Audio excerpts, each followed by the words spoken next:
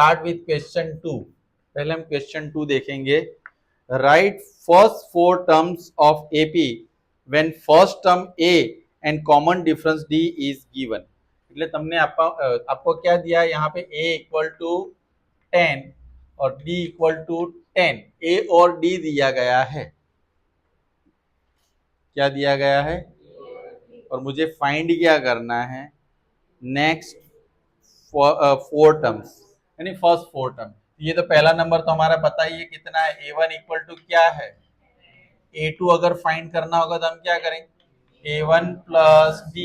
a1 क्या है हमारे पास? 10। डिफरेंस क्या है?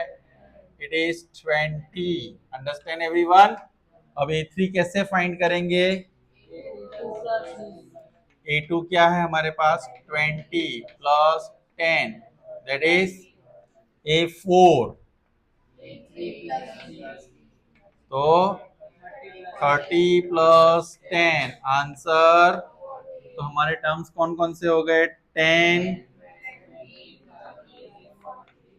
और नेक्स्ट आपको समझ में आ जाएगा क्या होगा।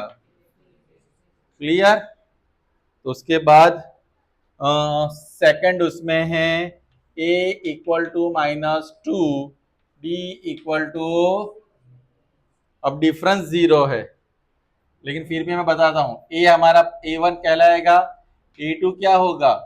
a1 plus d। अब कुछ लोग इसमें भी रिसर्च करेंगे कि सर ने तो बताया था कि -2 में से 1 3 माइनस हो सकता, जीरो का क्या कर? जीरो का कुछ नहीं, वो बेचारा किसी को परेशान नहीं करता। जीरो जब मल्टीप्लाई में होता है तब खतरनाक होता है, एडिशन सब्ट्रैक्शन में माफ कर देता है। तो क्या रहेगा? a2 plus d। a2 क्या है? a4 a3 plus d। ऐसे भी हम डायरेक्ट भी आंसर लिख सकते हैं लेकिन अभी मेथड पूछा गया है तो लिख लो। तो हमारा टर्म्स कौन कौन से? -2 -2 -2।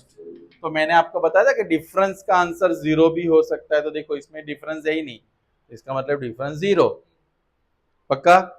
Next third question, a equal to 4 d equal to -3। a1 4 है तो a2 क्या होगा? यानी 4 - 3 दैट इज a3। अब यहां से कहानी में ट्विस्ट आएगा। 1 माइनस, ये लोचा करते सब माइनस या प्लस की साइन में, ये तो सबको आता है ना। a4 यानी a3 plus d -2 -3 date is, कैसा लग रहा है? तो हमारे टर्म्स कौन कौन से? अच्छा ऐसा लग रहा है खाना नहीं खिला रहा हूं, बोला मजा आ रहा है। चलो फोर्थ वाला उसमें a equal to 1 d equal to 1/2। It means a1 क्या है? 1 है। -1/2 है? -1 है? ओ, आपने बोला तो पक्का ही होगा।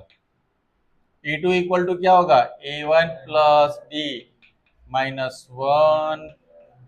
यहीं से ट्रेजेडी स्टार्ट होती है। एक तो नेगेटिव है, फ्रैक्शन भी है, सोने पे, लेकिन एलसीएम 2 1 जा,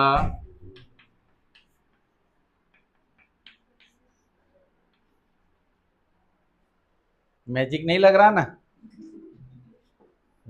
a3 में क्या होगा? a2 plus d। a2 क्या है? -1/d क्या है?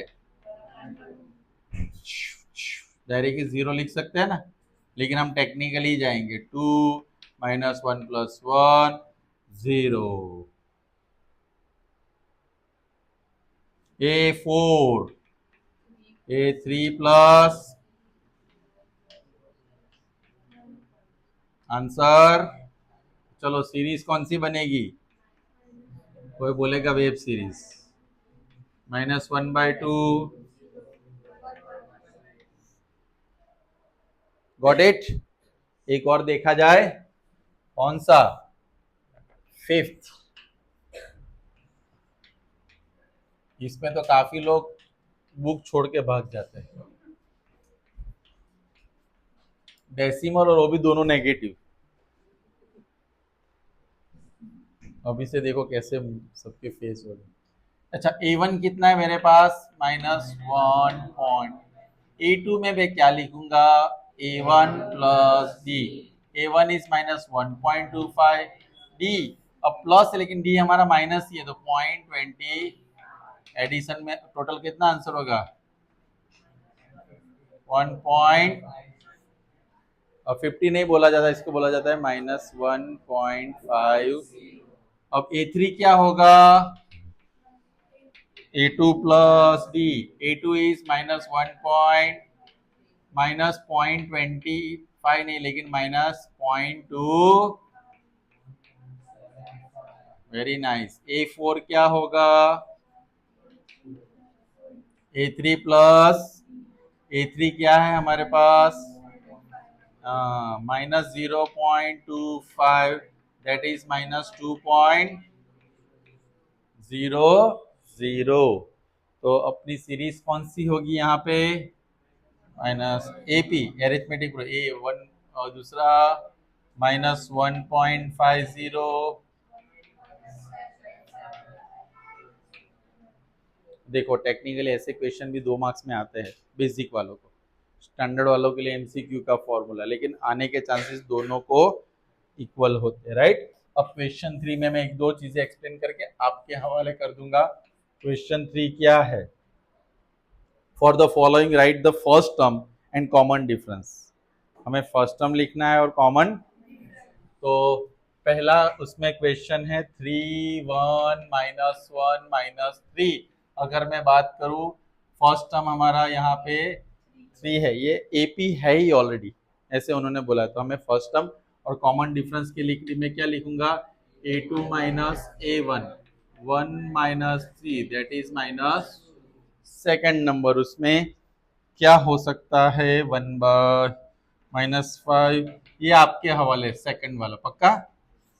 थर्ड, वैसे ही फोर्थ वाला भी आप लोग ही कर लेना, पॉइंट में है लेकिन हो जाएगा, हो जाएगा, हो जाएगा। जागते रहो, कुछ लोग सोते रहते हैं।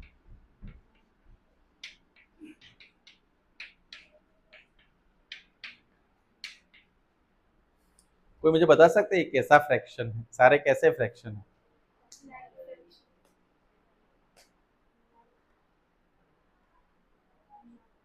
ये कैसा फ्रैक्शन है? ये प्रॉपर फ्रैक्शन है। ये इम्प्रॉपर फ्रैक्शन है। ये इम्प्रॉपर। सर वो कैसे पता चलता? ये क्या है? जब डिनोमिनेटर सॉरी न्यूमरेटर छोटा और तो प्रॉपर होता है, छोटा भाई ऊपर रहता हो, बड़ा भाई नीचे रहता हो, तो प्रॉपर कहलाता है। लेकिन बड़ा भाई ऊपर और छोटा भाई नीचे तो नाइंसाफी होती है ना, तो इसलिए उसको क्या कहते हैं? तू सबको जादू दिखा दे यहाँ आके, कब से बॉल पेन घुमा रहा है, जगलर बनेगा। चलो ए कितना है हमारा? 1 अपॉन डिफरेंस 5/3 माइनस, मुझे लिखना था ना कि A2 -A1 पक्का। नीचे 3 5 -1 दैट इज 4/। तो दिस इज क्वेश्चन नंबर 2, तो सॉरी 3। तो हमने सेकंड और थर्ड क्वेश्चन कंप्लीट किया। आज के लिए इतना ही। मैं आपको थोड़ा बहुत टिक मार्क करके देता हूँ जो आपको होमवर्क में करना है। चलो प्रैक्टिस बुक निकालो सब। Okay done.